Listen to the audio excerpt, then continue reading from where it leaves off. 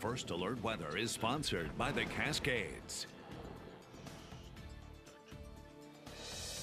Welcome back. I'm here with Jessica Faith in the First Alert Weather Center. And Jessica, the name of the game right now are those cooler temperatures that we are loving. Yes. And like we said, it's stayed around 80, which is pretty surprising for this time of year, but hey, we'll take it. Oh yeah, we definitely will. You know, we had the rain yesterday, we had the cloud cover, really helping us out temperature-wise, and it's going to do it again today. Hey, it's already doing it right now. Let's go ahead and take a look outside.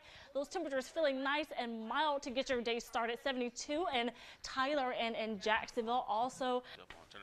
Well, thank you, Jessica. A Missouri sheriff's deputy who was swept off the road and killed Friday responding to a 911 call. The drowning happened in Fairgrove, Missouri when Deputy Aaron Roberts was clearing an emergency call on a farm-to-market road. Officials say he radioed that his car was washed off the road, but by the time help arrived, it was too late. Deputy Roberts was located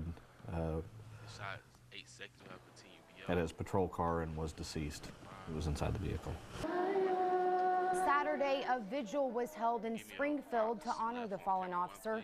Flowers were seen placed on the patrol car. The sheriff said the department is grateful for the outpouring of support. Yeah, Jessica said nothing's working. A subway stop destroyed by the 9/11 terrorist attacks and remained closed has reopened 17 years later.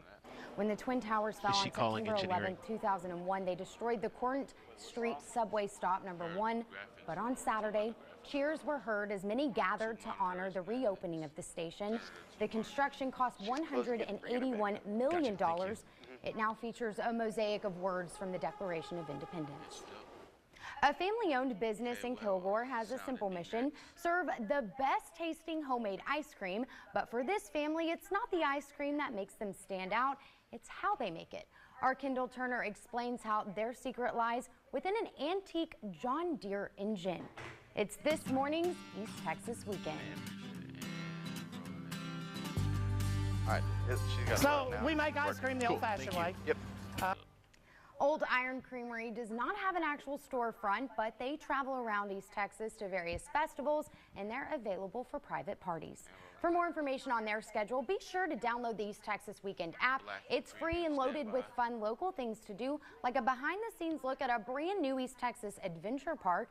Be sure for other East Texas travel ideas and weekend inspiration to head on over to your app store and download that free app. Stay with us. A look at sports is next. 7, but JT wins 65-21. I'm Michael Coleman. Enjoy your NFL Sunday. Well, thank you, Michael. Just coming into our newsroom in Alabama, one person is dead, 4 others injured. A fight turned into a shooting after Auburn's game against Alabama State. The shooting happened at a McDonald's near Toomer's Corner, a hangout spot near Auburn University. The 4 people hurt have non-life-threatening injuries. We're told the victim who died was a 20-year-old man from South Carolina. This morning, police are still looking for the shooter. And now to Mississippi, where a homecoming queen has 2 reasons to be proud. Not only does she have the crown, as Mike Lacey reports, the female football player also kicked the winning point. Now to Napa County, California. Dozens of homes are in danger and a mandatory evacuation is in effect. This as crews fight the Snell fire from the ground and up in the air. As Carlos Saucedo shows us, some left, others staying behind. Fire season. Let's take a minute to get you caught up on some events happening around the world and country. Now, over the weekend, former President Barack Obama took a strong swipe at President Trump. Obama is campaigning for Democrats to regain control of the House.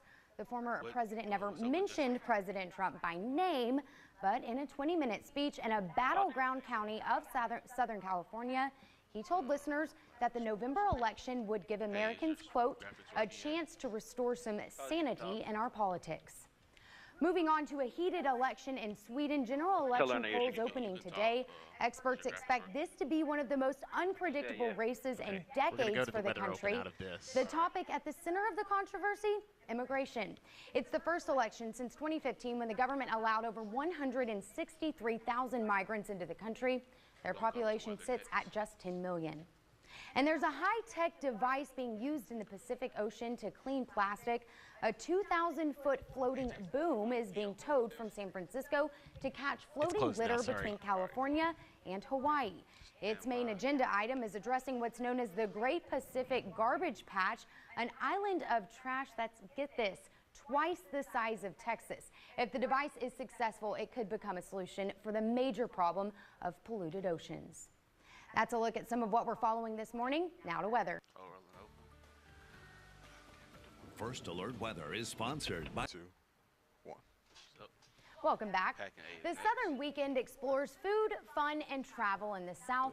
And while in Myrtle Beach, South Carolina, Molly McKinney got a tour of the Grand Strand of the South from local weatherman Jamie Arnold.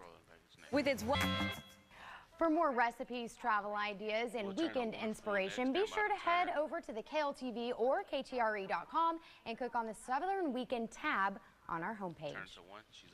Now, some people consider it the most beautiful painting in the world. It's certainly the most famous, but could the Mona Lisa be hiding a disease in plain sight? As Doug Meehan reports, one doctor thinks so. Who knew? The doctor says he started thinking about Lisa's health while standing in line to see the painting for himself. Keep it here. Our Sunday morning devotional is next, plus a last look at your weather forecast. It's time now for your Sunday morning devotional. This morning we hear from Pastor Rodney Curry of College Hill Missionary Baptist Church. Is the out time 5656? Greetings. This is Rodney Curry, the pastor of